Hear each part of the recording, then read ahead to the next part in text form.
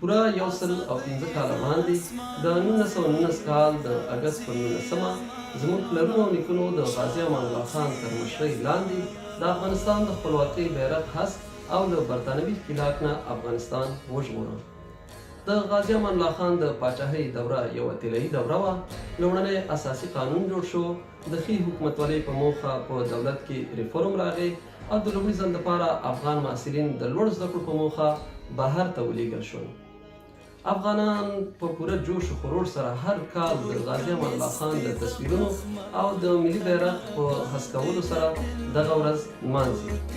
دا چې له تېرو 3 کلونو د هیواد په داخل کې استبداد حاکم دی، نو د نړۍ په لرې او ساره کې افغانان د هیواده بهر دغه ورځ په پوره جوش و خروش سره نمانځي.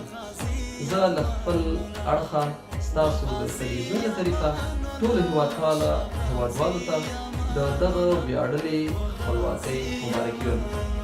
تل دې وي افغانستان، ژوندي دې وي افغانان.